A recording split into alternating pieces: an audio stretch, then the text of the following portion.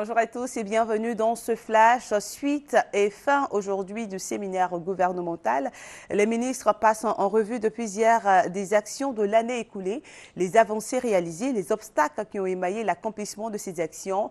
Le président Alassane Ouattara a appelé à l'ouverture du séminaire ses ministres à plus d'efforts et d'imagination pour apporter des solutions concrètes aux problèmes des populations. Il a interpellé le ministre des Mines, du Pétrole et de l'Énergie et celui des Infrastructures économiques, respectivement sur les fréquentes coupures d'électricité et du manque d'eau courante dans plusieurs quartiers d'Abidjan.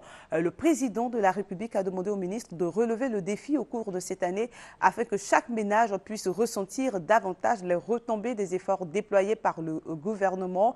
La rencontre qui prend fin aujourd'hui, l'équipe gouvernementale devrait être dotée d'un cadre de référence structuré et harmonisé pour ces actions au cours de l'année 2013. Et puis la Côte d'Ivoire accueille demain le président libanais Michel Slimane. Il effectuera une visite de 72 heures en Côte d'Ivoire à l'invitation de son homologue ivoirien Alassane Ouattara. Le général Michel Slimane sera accompagné de son épouse, de plusieurs membres du gouvernement et d'hommes d'affaires libanais. Sa visite s'inscrit dans le cadre des relations historiques, d'amitié et de coopération qu'entretiennent le Liban et la Côte d'Ivoire dans plusieurs domaines depuis 1961. Michel Slimane recevra la clé du district d'Abidjan des mains du gouverneur Robert Begré-Mambé, et au menu aussi de sa visite la signature d'accords de coopération dans divers domaines en marge d'un forum économique entre hommes d'affaires libanais et ivoiriens.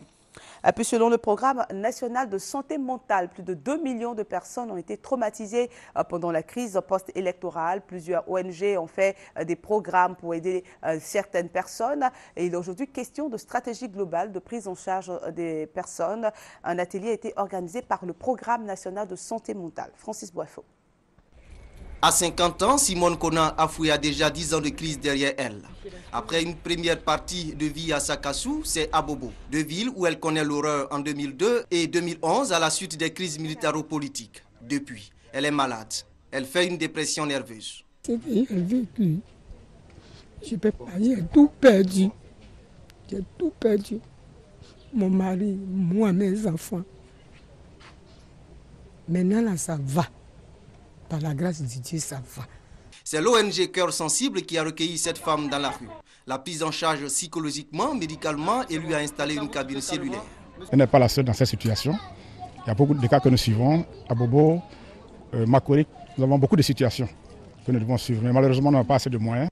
C'est pourquoi le ministère de la Santé et de la lutte contre le sida et les organisations non gouvernementales ont décidé de mutualiser leurs forces pour aider les 2 millions de personnes traumatisées. Il y a beaucoup d'actions à mener et pas assez de moyens. Ces ONG ayant les moyens ont décidé de nous associer à leurs actions. 3 jours de réflexion pour élaborer une stratégie commune de prise en charge des personnes traumatisées. Les mêmes acteurs se retrouveront au mois de décembre 2013 pour évaluer l'efficacité de ce nouveau dispositif. Au Mali, les soldats français engagés dans le nord poursuivent leur opération au nord du massif des Ifoka. De violents combats dans ce massif ont fait hier un mort du côté de l'armée tchadienne et 6 du côté des djihadistes. Selon un communiqué de l'état-major tchadien, la France a annoncé hier un prochain passage de relais à l'ONU avec un probable vote en avril d'une résolution sur une opération de maintien de la paix applicable en juin. Par ailleurs, la journée presse morte a été très suivie hier. Plus de 95% de la presse et des radios privées ont suivi la journée presse morte pour réclamer la libération du journaliste Boukari Dao. L'Église catholique n'a toujours pas de pape. Le suspense continue. Nous sommes au 2e jour du conclave entre les 115 cardinaux appelés à élire le successeur du pape Benoît XVI après sa démission historique du 28 février. Le 2e tour de ce mercredi matin qui devrait se conclure sur une fumée noire va à nouveau alléger la liste des noms qui ont été retenus. Il faut 77 voix pour être élu pape. Et après chaque session de vote, les bulletins sont brûlés. Une fumée noire signale qu'il n'y a pas d'élu. Une fumée blanche, la désignation d'un nouveau pape. Et voici quelques points de votre 13h, une édition que vous n'allez pas rater, j'en suis certaine. À tout de suite.